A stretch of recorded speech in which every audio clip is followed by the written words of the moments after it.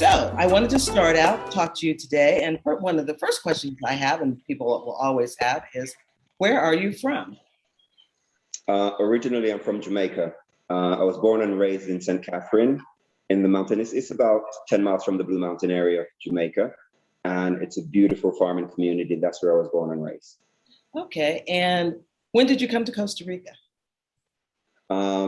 March 2016. March So I've been here about 5 years and 9 months, thereabouts. Okay. And what is it that made you choose Costa Rica?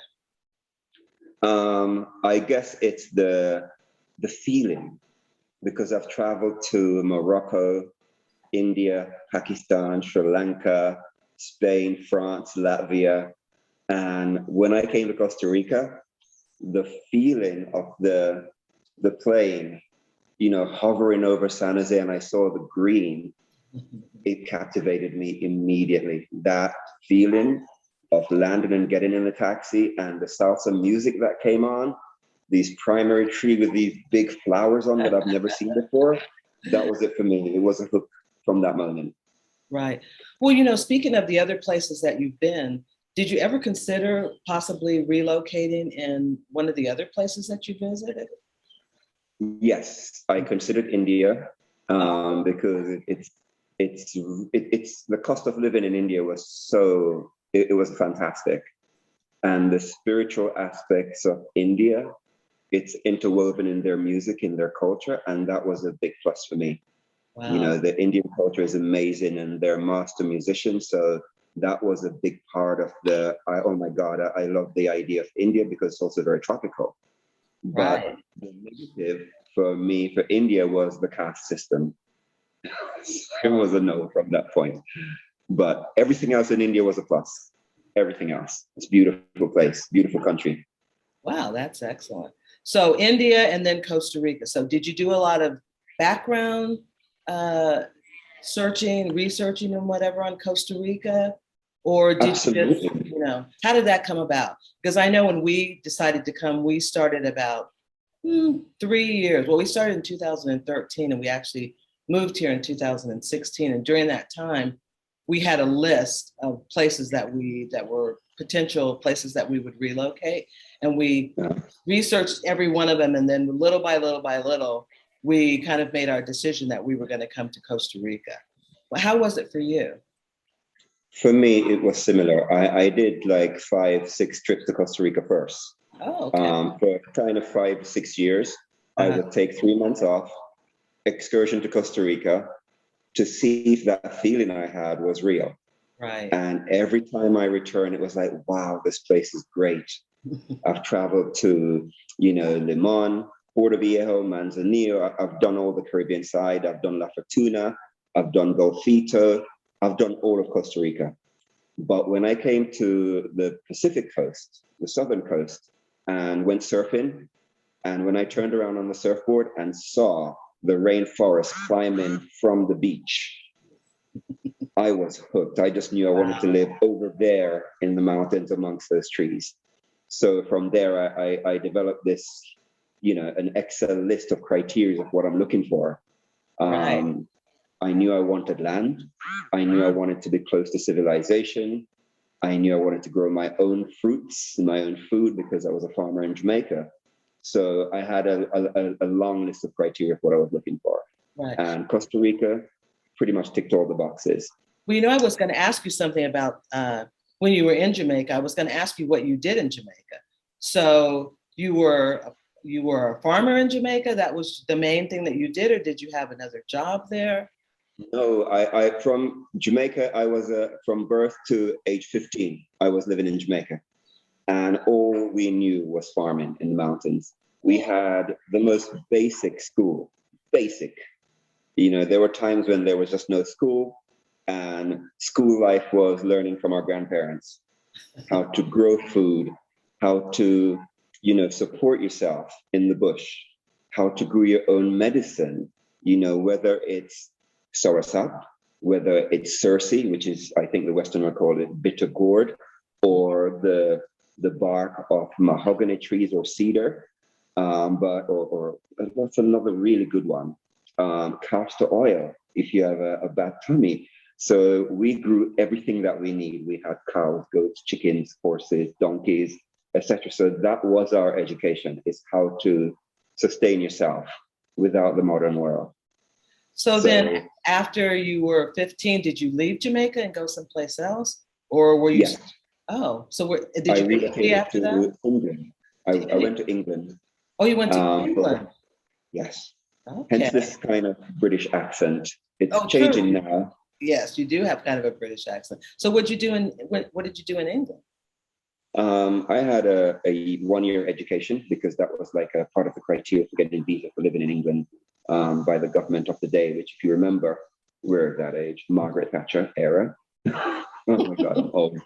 So I had 1-year education and my disposition was mathematics and computer, having never, ever heard of those subjects.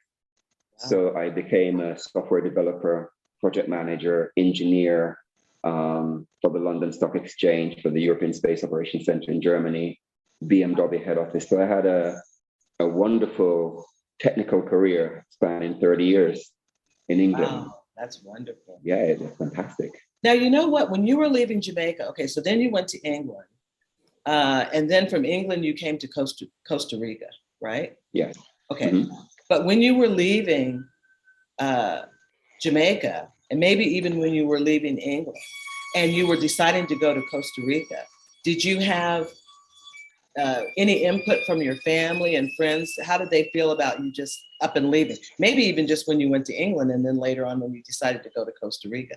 Because I know a lot of people, when they're trying to make their exit from the United States, they have a difficult time with their family and friends accepting that they're going to be leaving, the nest and going off to some far forgotten land, some third world country, as they used to they like to call it. So how was it for you when you were leaving? For me, I remember distinctively my grandparents, my grandma, my grandpa, my uncle, auntie, they were very sad. Yeah. But on the same token, everyone was happy for us because we were still kids and they realized there was not much opportunities for us there in the mountains. Right. The daily life and work is farming. You get up at 5:30, you get your crocus bag, you sharpen your machete, you make some mint tea or some lemongrass tea, you roast some yam or, you fry some banana from the night before and you head off into the forest to plant and harvest. And you come back at 5:30 in the evening with a bag full of fruits and food from the earth. So I remember our neighbors being very sad, but being very happy because, the kind of mantra in Jamaica back in the 80s, 1983, to be precise, it was, we need to go to foreign. We need to go foreign, to better our lives and send money back home. Right. So although people were very sad because emotionally, we're losing our grandchildren, we're losing friends, they were still happy because they wish they also had the opportunity, right, to go and make better for the family. So it was sad, but it was okay. Right. Well, I have never been to Jamaica, but in my mind, it seems to me like Jamaica might be a lot like Costa Rica. Is there a big difference between the two, or did you find them to be kind of similar, or? I mean, the way I would describe Jamaica versus Costa Rica is they're cousins. Okay. Right. Or in part, if you go back in history from the 17th century, 16th century, Jamaica, Costa Rica, Guatemala, all these places in Central America and the Caribbean islands, they were predominantly Arawaks nation. Mm-hmm. And we were taught that these people are extinct, when we're brought there. They're not. They're still in Central South America. Right. So the Spanish language, you go to parts of Jamaica, Spanish is the primary language, Spanish town, you go to parts of Jamaica, it's French, German, etc. So topography-wise, they're both mountainous country. They're both kind of classified as third world countries. And I was shocked when I came to Costa Rica and the houses that I saw, traveling from San Jose to some of the more remote parts, it reminds me exactly of Jamaica with the same little wooden houses, kids running around just in shorts, bare feet, the men going out to work with their machete around their waist, pitchfork over shoulder with shovel. Right. I'm like, oh my God, it is identical.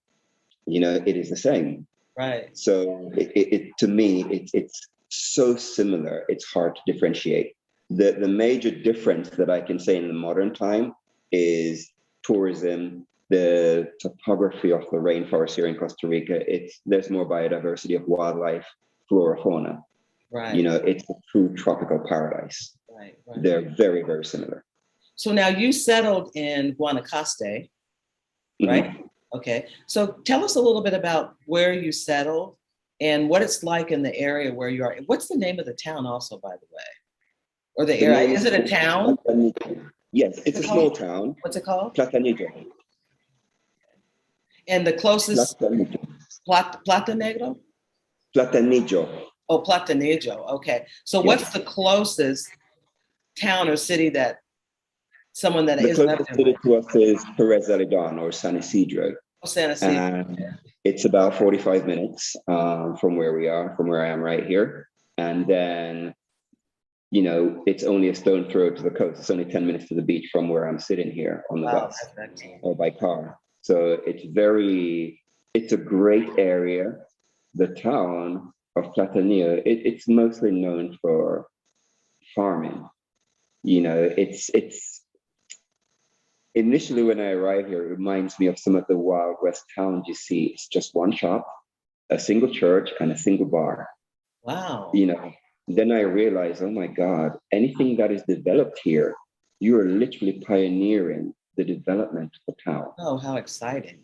But difficult, I would think. It's fraught with it's difficult, but there are so many pluses to that because there are not so much, stringent rules and regulations to stop you from going ahead and developing something here. Right. And the moment you start on that journey, everyone is rooting for you because they want the town to be more on the map because it's only 10 minutes from the beach. And we have, some of the best tourist attraction here as well. So this town is known for having possibly the tallest waterfall in Costa Rica called Diamante Valley. And it also has probably the best waterfall also in Costa Rica called Naliaca Waterfall, which is stone throw down the hill from where I live. So I own the right side of the entrance to that. Right. So anything that we do here, it is literally possible to shift the focus of the town center to whatever you build in this town, depends on how much it's going to attract, tourism. So from living here for 5 years, I know that in the summer months, this area that I live becomes the busiest because of the waterfall. Right. So to pioneer and to build in this area, it's almost possible to shift the focus of the town center from where the church is and the local shop to this area. So it's kind of up for grabs almost where the town center will be. It's kind of very different. So there's a lot of tourists there, but are there a lot of expats that live in that area? Or are you kind of just alone out there or what? It is saturated with expats right now. Really? Oh, absolutely. Because of the tourist attraction and the fertility of the soil, the uninterrupted rainforest covered mountain, it is absolutely stunning here. So there is a lot of Caucasian expats in this area. Absolutely. As far as I'm aware, I'm the only Black person, Black male in this area. Well, that was my next question, whether or not there were other Black expats in the area. It didn't seem like there would be because it seemed like it's a little remote and it's a very small town, but with all the expats there, saturated with the expats. Why do you think maybe more Black expats aren't there? Because they're always looking for places to go, in Costa Rica. I believe Black people have a different criteria for traveling. Oh, okay. And Costa Rica is only just been discovered. Right. That it is so close to the US and Canada. Right. Predominantly when I use TikTok or Instagram, Black people are in Mexico. Yes, that's Brazil. True. Right. Peru. They do know, or they've done their research to know historically where Black people are accepted and they can just be relaxed and be away from the hustle and bustle or traumas of the USA. Yeah, so I think that's true. That's true too, because when we were coming, it was kind of the same way. because when we got here, I feel like I was the pioneering, as well. There was hardly anyone here. There was, well, I mean, obviously there were some people here, but we couldn't find them.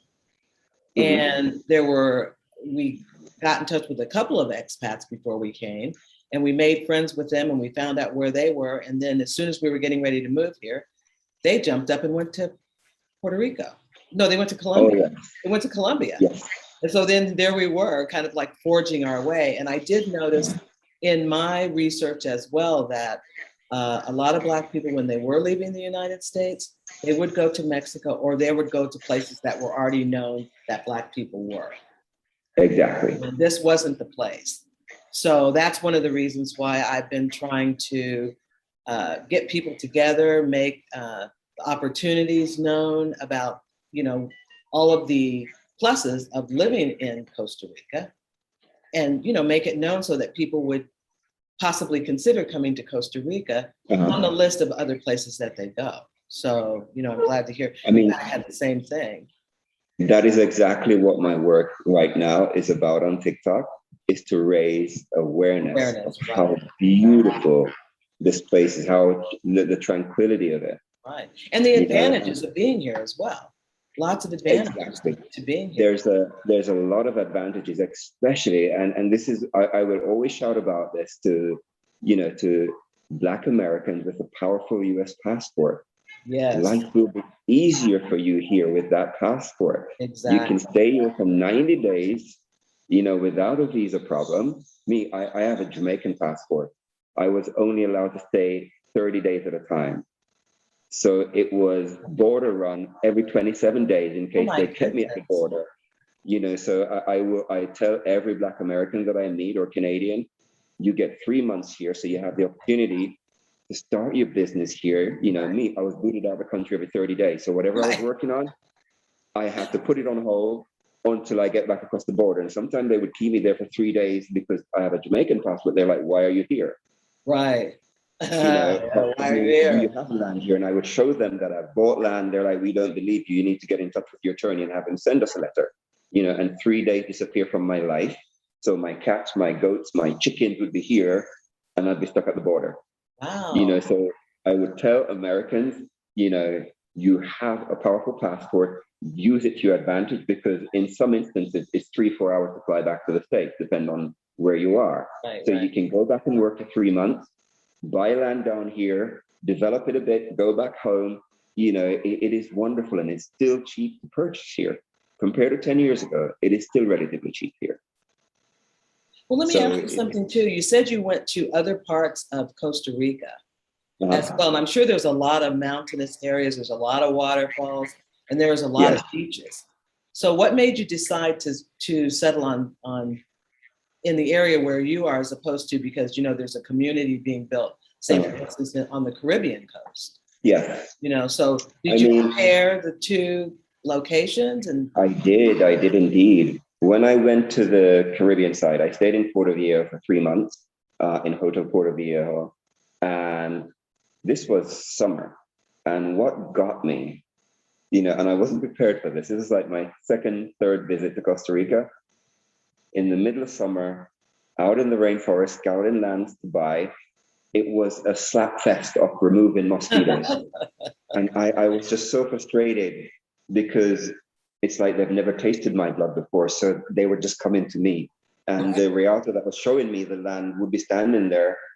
I don't know why they love you. And I'm like, I cannot deal with this. Right. I could not take that. And then there was other aspects of the news that was put out at the time about the Caribbean. 10 years ago, economically deprived. The news in the Tika time on all the bulletin boards, they will steal your clothes off the line. It was such a degrading way to describe the Caribbean. Right. And I noticed that in a lot of countries across Latin America, it is a way to, I guess, one of a better word, to gentrify the area. It's like they scare you from purchasing there. Right. Then they go in there and buy it very cheaply.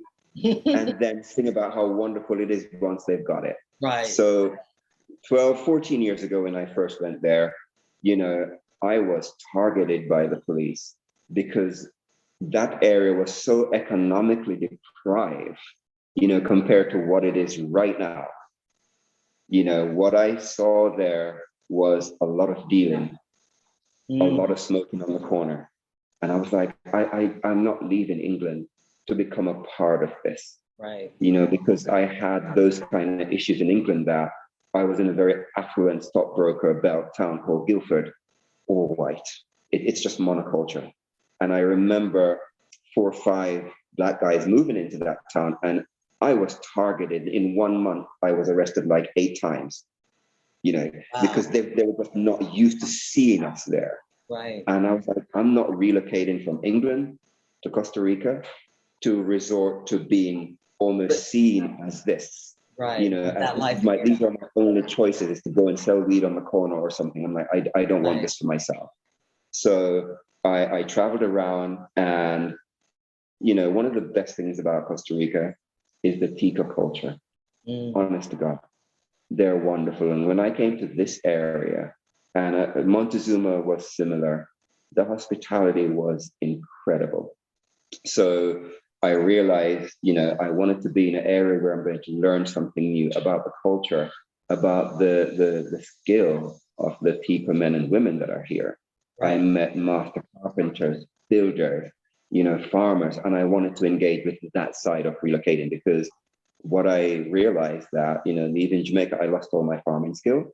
What I became was a keyboard warrior and analyst with no practical skills. Right. So I wanted to return to something that is real, that I can learn woodwork, farming, building, plumbing. So I chose this area because when I came from the beach up into the mountains in the early hours of the morning, I just saw men on their horses going to work, men on their ATVs, you know, going out with their machete to work. And I'm like, this reminds me of Jamaica. I love the smell of the soil.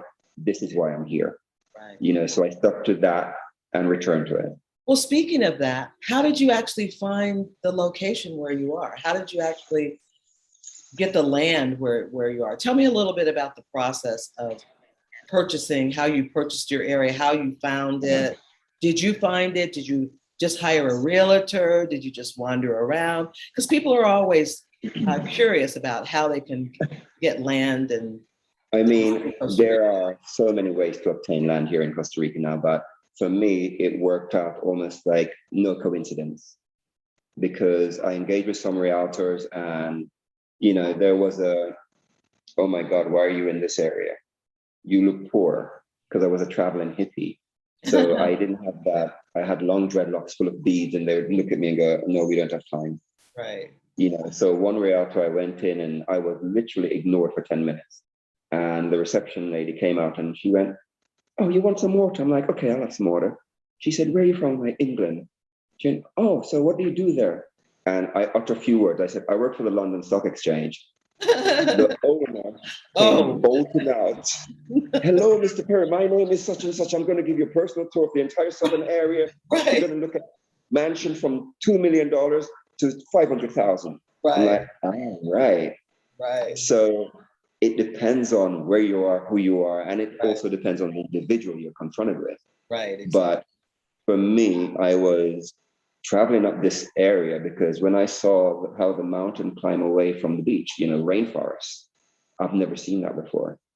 So I came up here to have lunch, and I was sitting in a little soda, and there was a guy sitting opposite me, like the other side, and he saw the look of amazement on my face. I'm just looking at this pristine rainforest-covered mountain view, and he's like, you know, you can have a piece of that. I'm like, who are you? He's like, my name is Jimmy. I know a guy down the road selling a nice piece of property. If you want, after lunch, we can go and look at it. And that's how my journey started. Wow. So I came to look at the property. It was like, it looked like a little horror house, if you will, because the roof was kind of zinc, collapsing, holes. There was a look of, it's almost abandoned. You know, this house has not been given any love, or the land. It had a termite infested, you know, wooden structure that, covered the entire property, the borders of it. And it just looked like something you would just drive past and ignore.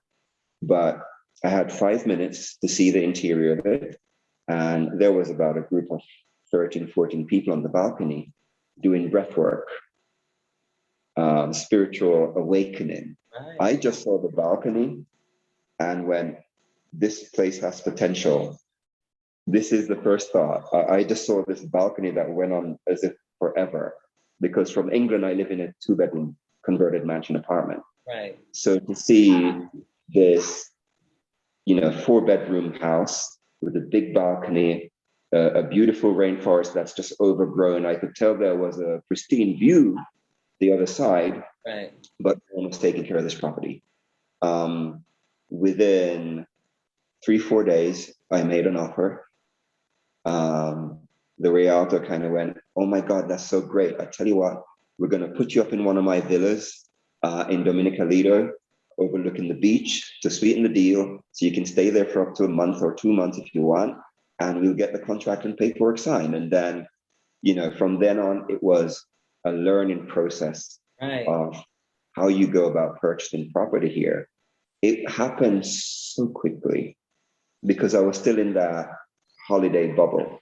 right. I ask all these questions. Does it have a spring? What fruit it has? They're like, there's some old growth mangoes, there's some mamon, etc.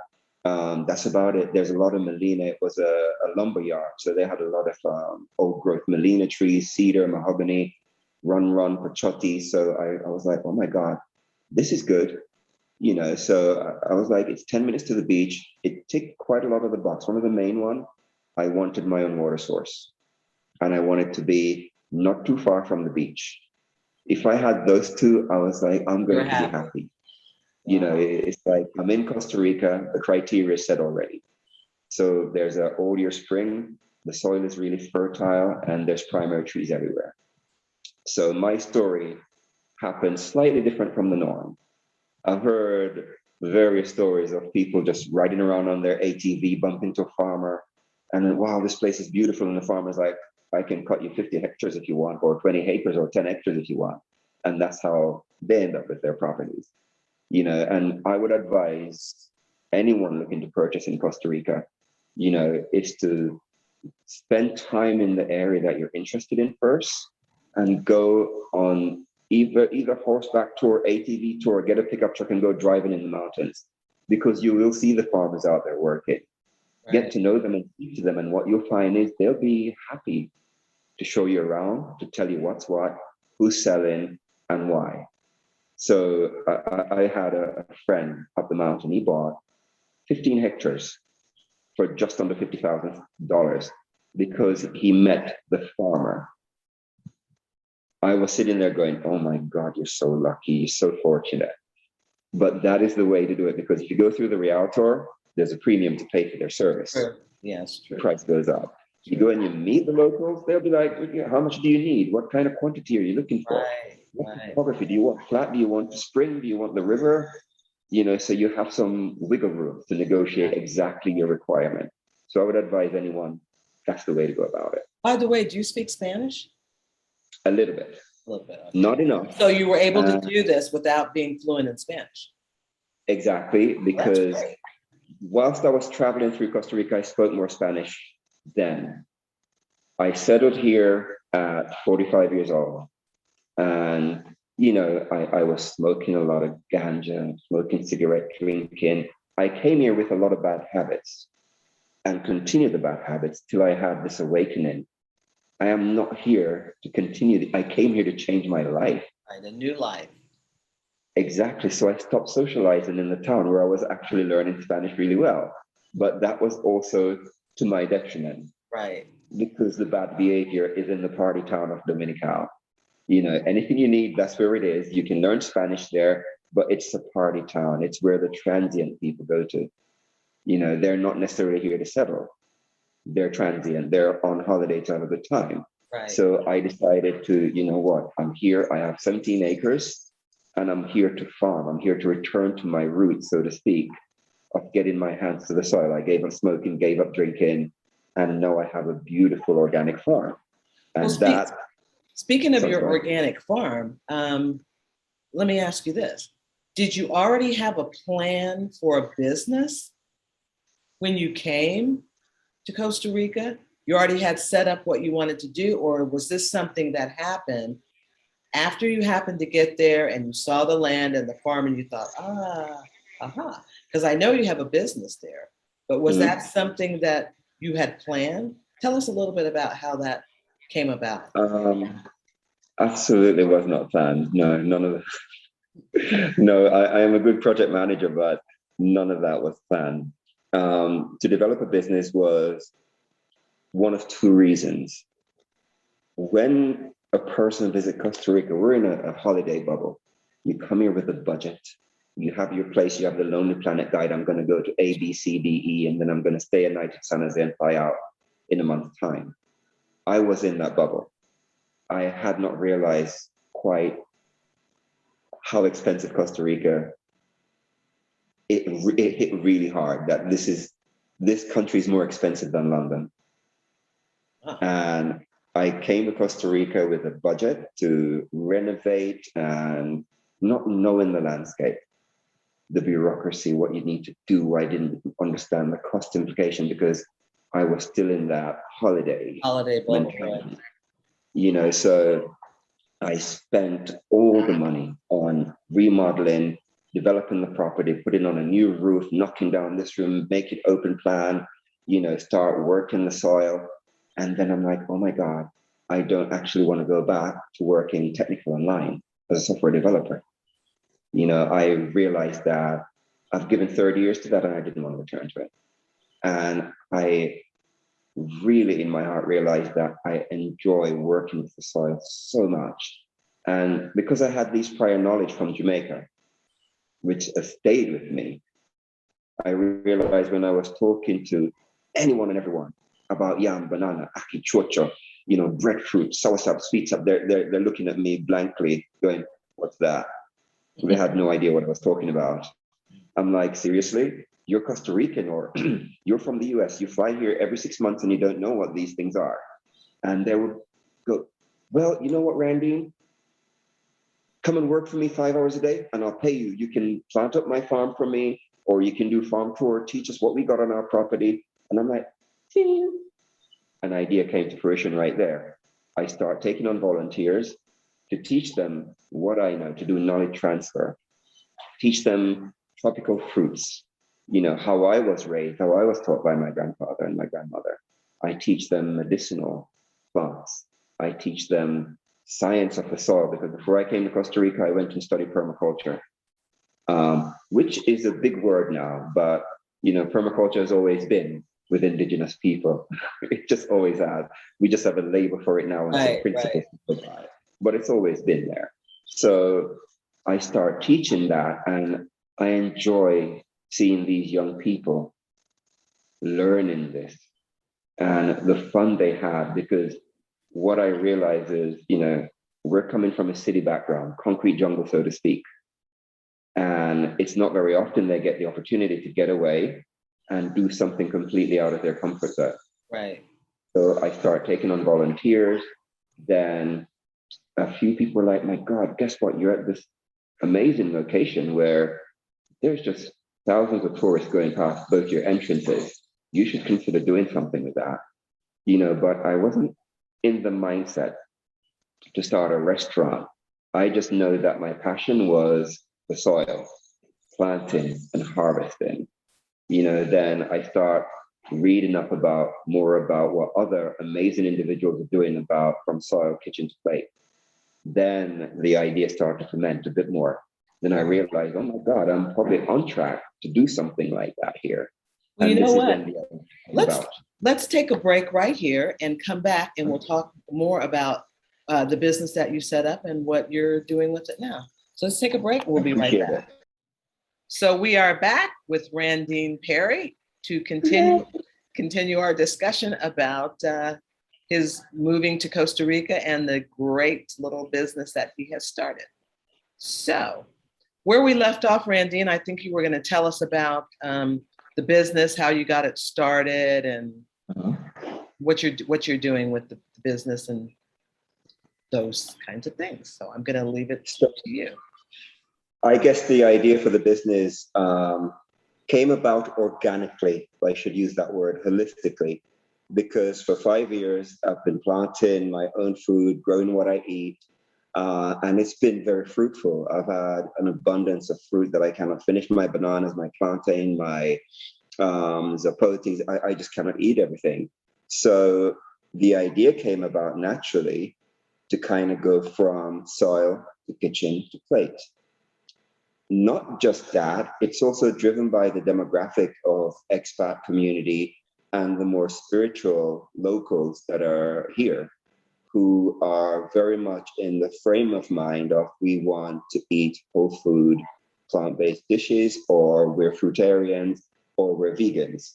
And they're very fastidious about that. So the idea came about organically by observation and recommendation that I have a prime location at one of the best waterfalls in Costa Rica.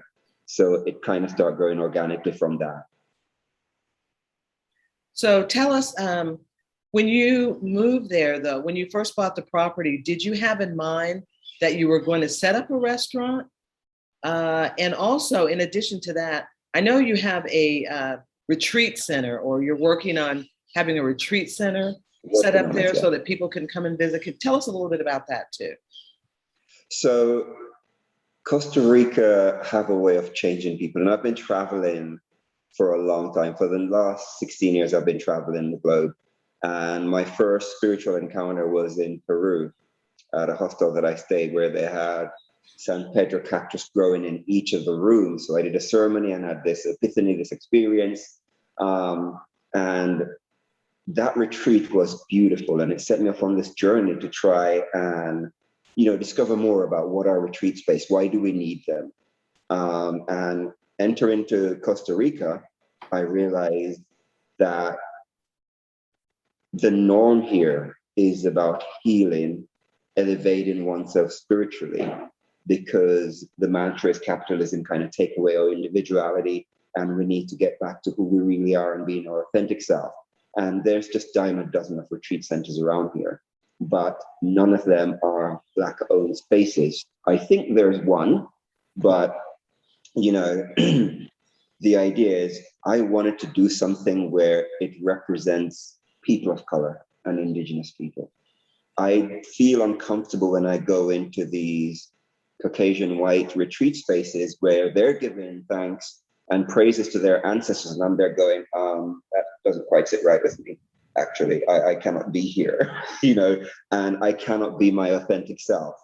And I meet other Black people that are traveling through Costa Rica, and their mantra is the same. I cannot be myself in their safe spaces. So how do we address this? Is to actually pioneer creating retreat spaces that represents us, that is for us. Allies are welcome for sure, yes, but we need to feel comfortable that we don't have to mentally defend ourselves or make our voice smaller. So the idea for a retreat center with the abundance of land that I have is like the big idea came. I want to create a retreat center with a different that represent Black people, where we can give thanks to our ancestors. That is very important to me, that we do our ceremonies. I don't want to go to a retreat center where what I observe is all cultural appropriation of African spirituality in their retreat center, or indigenous Latin American spirituality with Turkish drum, African djembe. I'm going, there's something that doesn't quite sit right for me in these spaces. If I am going to be in a healing circle or a retreat center, I want it to be authentic for me. So that's where I am very fastidious as I must create a retreat center that represents us. It represents Black people, indigenous, where we can be our authentic self. That's very important to me. Right. And then regarding the restaurant, you were saying that it's an organic restaurant, and and it's vegan. So you're making you're taking a lot of precautions to make sure that the vegan food is separated from the the meat eater food or something to that extent. I think I remember you telling me something Absolutely. about I that. think that's very important for people who are very authentic and people who actually want to be on the right side of history. People who have, healed themselves and contemplate their life and how they want to represent themselves spiritually, that they do not want to be a part of or, to contaminate themselves with meat product, because spiritual individuals, spiritual people see animals as sentient beings. I, for one, see just one life form with just many different eyes. So I want to represent that as authentic as I can, and it's very difficult because I've been a meat eater all my life. But growing my own food is kind of a transition. And it's very important, that transition. So to represent vegan, whole food, plant-based is very important. And I am also very aware to develop a restaurant that can be a sustainable business to help create the retreat center. I have to look at both demographic. I have to look at the fruitarian, the raw foodist, the whole food plant-based culture that is here. And I also have to look at the demographic of people who they do eat meat. But I have to have a divided line right down the middle to say the meat products will be produced outside. I, for one, want to be on the right side of history where I don't want to smell meat products inside being cooked or being fried. So it's very important to separate them by dishes, by forks, by bowls, and where they're created. That's very important. So I'm separating those two right down the middle so that anyone who comes to this restaurant, they can be their authentic self without not, I guess, contaminating or having something removed from their spiritual, content. So it's very important to separate the two. And you're going to have raw food as well? It's going to be part of the menu? Absolutely, because the way I would like to do this, because there are a lot of amazing chefs in this region that are coming through. Some are in transient, some have settled and have hopes to open restaurant and buy land, etc. What I want to do is have like twice a month to have guest chefs that can come in and bring their entourage, people who support their style of cooking. So one of the things I miss about the first world, England, I cannot find Thai food here. I cannot find Vietnamese food here. It's hard to get Chinese food here. So the idea with the restaurant and a professional kitchen is to open it to guest chefs, whether they're raw foodist, vegan, fruitarian, is to give them the space to be creative as well, because I think that will serve the community and the wider community a lot better. So the idea is to open up to the public, to the creative chefs as such. Oh, that's an excellent idea. And actually, how big is your restaurant going to be? How many people will you be able to seat at your restaurant? Are you going to be expanding it, or is it just going to be a small restaurant with reservations only? Or how do you intend to? I mean, for COVID restrictions and rules, I'm only allowed to seat 20 at the moment. It can seat a lot more, but the municipal and the Ministry of Salud, they came and visit and kind of gave the word, the law, that for the restriction, this is what you're allowed to do, and you break that, we're going to shut you down until you conform to the rules and regulation during this time. So for now, I can have 20 people involved. So in the future, I would like to expand when the rules are a bit more lenient, that I can have more people on seats in here. But I have plans to expand the balcony to be a wraparound balcony to cater for more. And the idea, by fundraising and making the Black community, the expat community aware of what I'm doing here, is that I would like to expand to be able to create tree canopy platforms where people can have their meals in the canopy of these primary trees that I have. So that's very important to develop this, because I think that is the beauty of Costa Rica, is to try and live sustainably within it. Don't detract, don't cut the tree down, integrate within the environment. And that's very important for me. So these big primary trees I have, they protect my restaurant, they protect the soil, they break up the harsh rainfall drop that will obliterate the soil and saturate it and cause landslide. And the roots compress the soil and hold it firmly, so I'm not cutting any trees. Good. Now, are you going to be open all day? Are you going to have breakfast, lunch, and dinner? Or is it just going to be a dinner restaurant, basically? I think for the fact that I'm serving a lot of tourists that are coming through to go to the waterfall, it's important to do breakfast because I have so many people that stop already, you know, like every other week, I have at least 5 people knocking at the gate going, are you open? Are you doing breakfast? And when they're tired, exhausted, coming back up the mountain from the waterfall, they're stopping going, when are you opening? I'm receiving a message on WhatsApp going, are you open yet? And I'm like, sorry, you know, I have some broken knees at the moment and I am not ready to open. So everything is literally, the groundwork is there. I am well enough to start working and decorating to prepare to open. I found a creative chef that can do everything I expect and more. The idea now is to raise the funds required to open the door to the restaurant so that can help fund the retreat center.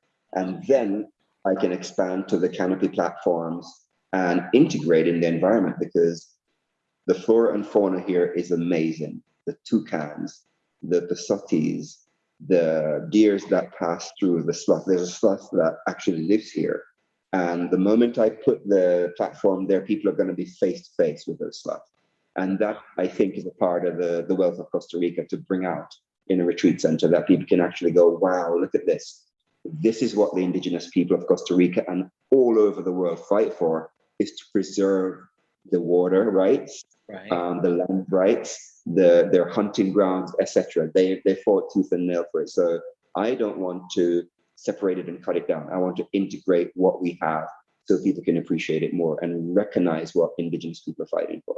Excellent. Well, one more question about the restaurant. Are you going to have Jamaican food? Yes. Oh, Absolutely. I have some great ideas for the rice and peas and chicken. I have vegetarian option. Also, Costa Rica is like a burrito country, similar to Jamaica. They have rice and peas as well. So I want to mix it up a bit by doing different flavors, whether it's Vietnamese, Chinese, or one thing I haven't found here is a burrito, you know, with the rice cooked in coconut milk.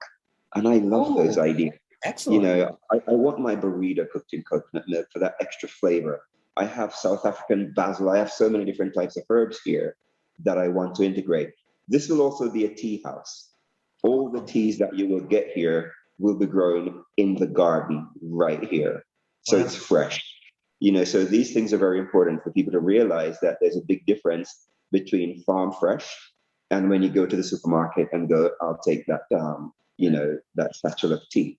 It's very important to get people to recognize that, you know, when you have a farm and it goes from soil kitchen to plate, there's a world of difference from opening from a package and then preparing it. And, you know, I want to do the farm tour, the beekeeping course, the permaculture course, and the volunteer course start in March 2022. So the idea is to bring education to it as well. Tomorrow I have 2 volunteers coming, and by December there should be another 6 here. So the idea is to, and the worst part of all the volunteering is that no volunteer I've ever had, I've never had a single Black volunteer in the 5.5 years I've been here. And to me, I'm going, oh my God, I see people asking for this. Where are the Black pioneers? And I'm going, I'm here, get over here already and discover. It's very important to shine a light on what the Black pioneers are actually doing around the globe. It's very important to do that. Well, that is excellent. Now, so tell us now the plans. You're going to be moving forward with your plans. Tell us a little bit about what your plan, how you plan to work your opening of the restaurant and the retreat center, and then tell us what we can do to help you. So the help I need right now, and I've got the volunteers coming starting tomorrow, but the help I need really is the funding, because to get funding in Costa Rica is next to impossible. It really, really is. If you're a big organization that is bringing, you know, lots of research money from the US or Canada or Germany here, they will supplement it with funding. But if you're a small business owner, oh man, it's not going to happen. So the way that the help that I need is with the crowdfunding. And the website I'm using for the crowdfund is called gogetfund.com/Blue Mountain Organic Restaurant. So I have to start small. I cannot start big with the whole holistic retreat center. So the restaurant is first, because that is the realization and that can provide the funding to open the retreat center. So I must start at least in the next couple of months, December being the high season, that's when I would like to open the restaurant, in a big fanfare with helium balloons, there's kite waving flags to let people know I'm here. There's a beautiful canopy walk from the main road through a cedar forest, which is going to be lighted beautifully. But funding is the key to success, and I need help with that. I have pretty much exhausted all my life saving, purchasing the land, remodeling, building, getting the permits, getting the bamboo tables, chairs, the whole lot. I've done all of it off my own back. So at the moment, it's the funding that is very important. So the Blue Mountain Organic Restaurant, Costa Rica, on Go Get Fund is the way. There are perks within there that will suit everyone. Whether you want to do a waterfall tour, we can do that because that's one of the rewards in there if you donate. If you are a supporter of Black business owner, there's a perk in there that represents that.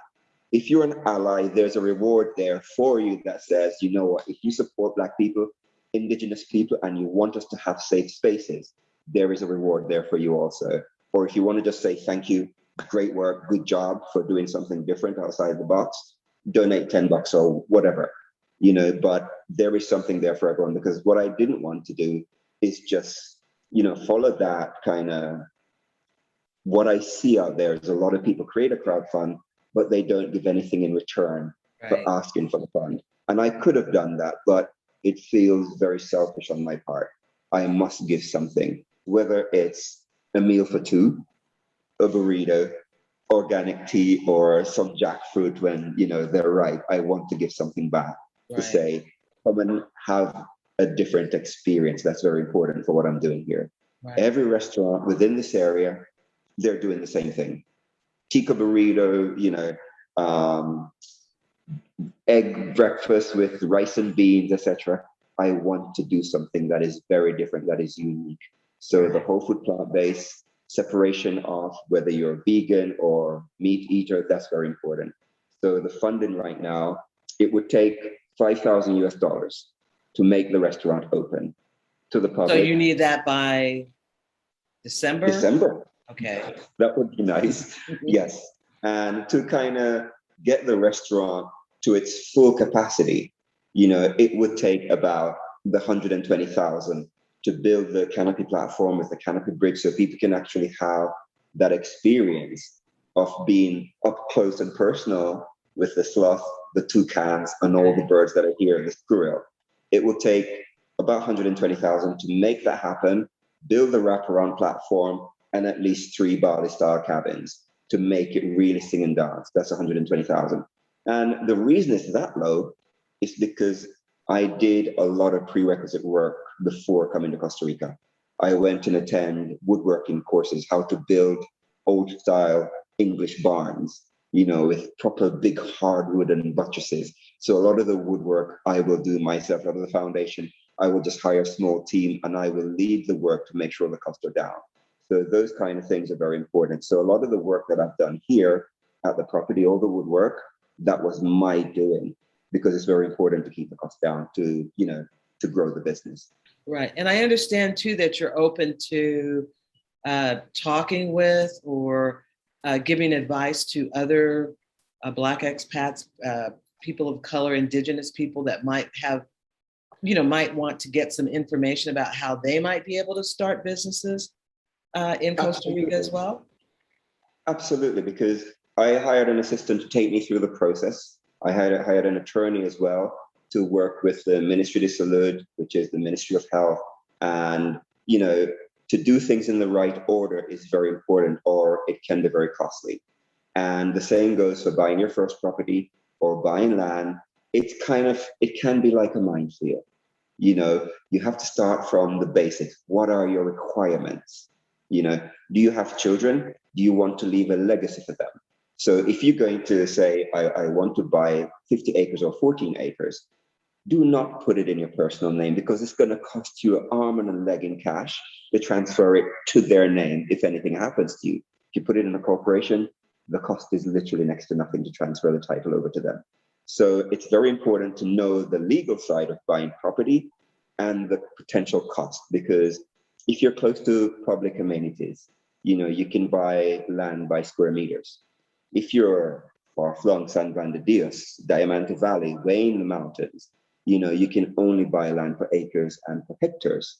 So it's very important to know what you can and cannot do with the utilities that you require, whether it's water, electricity, internet, Right. or you have your natural springs. There are ways to register these things, and there's cost implications. So it's very important to have a person that you can trust, a go-to that is going to go, I got your back. We're family. I can help you out here because I've got 5.5 years experience in getting through some of these tough bureaucratic processes. So it's very important to alleviate the anxiety and the fear of, removing yourself from your comfort zone, whether it's the US, Europe, Jamaica, wherever. It's very important to have those fear alleviated, to know that someone is there that's already been through that process for you. And on a side note, if you're coming from the US, Canada, Australia, these first world passport, it's very important to know that that is very powerful, and you must use that to your advantage in the 3 months at a time that you have. You can run across the border in Panama or Nicaragua and you're good for another 3 months. That is very powerful. Or you can fly to Mexico cheaply, have a great time, collect some seed or do whatever you're doing and come back. It's really easy to do. So a lot of people of color, indigenous people are not aware of these things. Right. And some of them are going, can you go to the border with me? Because they're afraid. Right. Because Pasos Canoas is like a no man's land, that little stretch. You can walk into Panama if you want. There's lots of police standing around with big guns. It's a no man's land.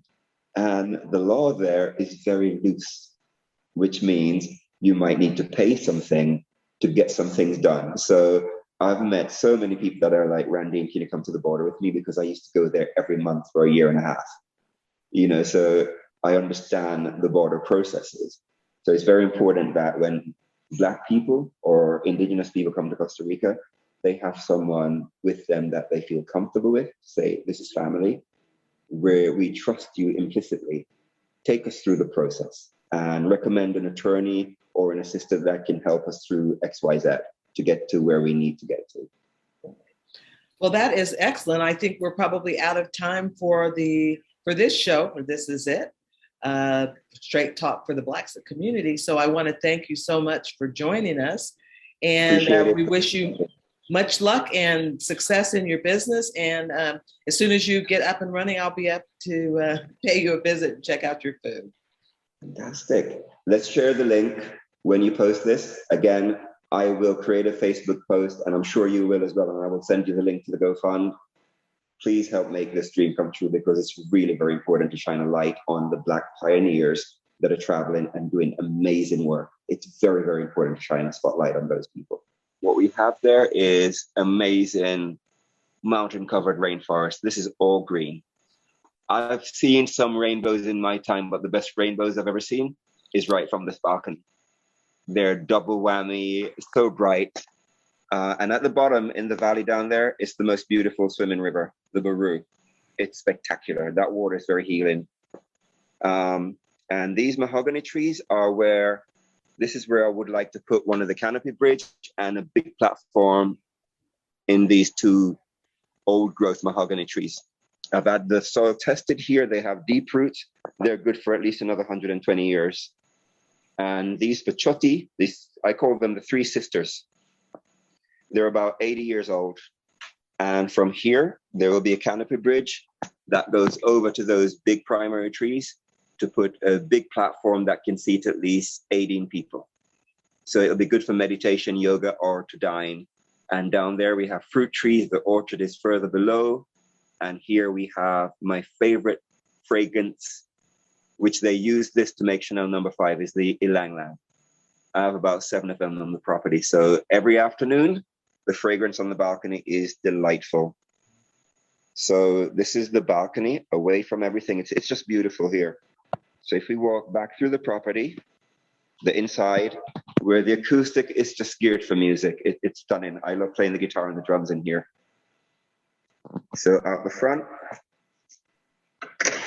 we have another balcony. So the expansion that I would like to do is to wrap this balcony right down the end, right down there. That will be done at some point. So here we have the disability ramp. This is a requirement if you're doing any kind of business with an entrance for a large audience, a disability ramp is required. And this is the entrance right here, one off. So outside this gate is the entrance to the waterfall going down the mountain.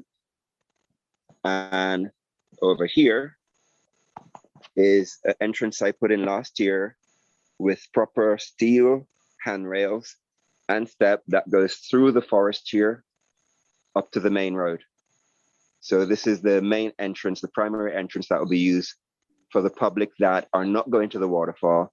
And in all these trees, I will have avatar style lights hanging from these trees. So it must be spectacular, very important. Way over that side is more orchard. And at the other side, my next door neighbors, is the waterfall tourist office where people get their wristband and pay to go to the waterfall. And this is the property. That used to be a garage and I converted it into a huge master bedroom. And if you're familiar with Costa Rica, you will know that this one is Brazilian red cloak. It's stunning. It's a must for the hummingbirds. And this is how you enter the property. And right here, there will be a table here for people who want takeaway. And there'll be a menu right here. So people can have an idea what they're in for. And that's it. Excellent, excellent. Well, thank you so much for joining us today. We'll get this out. I'll get all the information regarding the links and everything where people can reach you. And when we put this, go live on YouTube with this one, I'll put everything in the description box so that people will be able to reach you and also to join you in this endeavor and to help with the funding so that we can get this up and going. Fantastic. I appreciate you. Thank you so much. Okay, thank you so much too. Thank you. Speak soon. Bye-bye.